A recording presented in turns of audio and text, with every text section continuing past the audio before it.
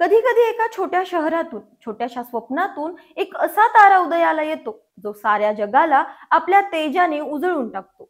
नागपूरच्या गल्लीबोळातून पुस्तकं आणि बुद्धिबळाच्या पाठीवर बोट फिरवत एक मुलगी आपल्या स्वप्नांना पंख लावत होती. ती मुलगी जी आज फक्त भारताच्याच नव्हे तर जगाच्या चर्चेचा विषय बनली आहे. ही गोष्ट आहे 19 वर्षीय दिव्या देशमुखची, जिने बुद्धिबळाच्या मैदानात इतिहास रचला आणि फिडे महिला विश्वचषकावर आपलं नाव कोरलं. बुद्धिबळाच्या काळ्या पांढऱ्या पाटीवर तिने रंगवलेली ही यशोगाथा तुम्हाला थक्क करेल. नमस्कार, मी अंजली आपलं स्वागत करते पोलखोल मध्ये. 9 डिसेंबर 2005 रोजी नागपुरात जन्मलेली दिव्या देशमुख ही कोणतीही सुपर हिरो नाही, पण तिची कहाणी नक्कीच सुपर हिरो सारखी आहे.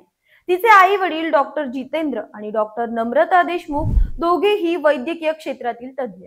त्यांनी दिव्याला लहानपणापासून शिस्त, मेहनत आणि शिक्षणाचं महत्त्व शिकवलं. नागपूरच्या भवन्स भगवंतदास पुरोहित विद्या मंदिरात तिचं शिक्षण सुरू झालं. ही शाळा फक्त अभ्यासातच नाही तर एकूणच व्यक्तिमत्व घडवण्यासाठी प्रसिद्ध आहे. पण दिव्याचं खरं मैदान होतं ते बुद्धिबळाचं. वयाच्या अवघ्या 10व्या वर्षी ती राष्ट्रीय स्तरावर चॅम्पियन बनली. इतकंच नाही तर परदेशात जाऊन तिने भारताचं नाव उंचावलं. पण खरी गंमत म्हणजे बुद्धिबळात इतकं यश मिळवताना तिने कधीच अभ्यासाला दुर्लक्ष केलं नाही.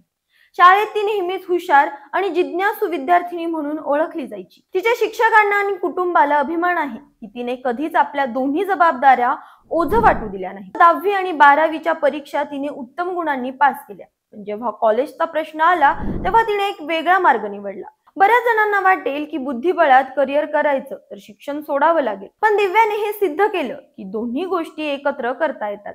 तिने पारंपरिक कॉलेजऐवजी दूरस्थ शिक्षणाचा पर्याय निवडला. 2025 पर्यंत ती ऑनलाईन अभ्यासक्रम आणि मुक्त विद्यापीठांमधून शिक्षण घेत आहे. तिला विशेष रस आहे तो क्रीडा, मानसशास्त्र, कार्यप्रदर्शन विज्ञान आणि बुद्धिबळातील डेटा विश्लेषणात. ही तरुण मुलगी आपल्या भविष्याला एका नव्या दिशेने घेऊन जात आहे. दिव्याचं बुद्धिबळातलं यश म्हणजे मेहनत आणि टॅलेंटचं परफेक्ट मिश्रण.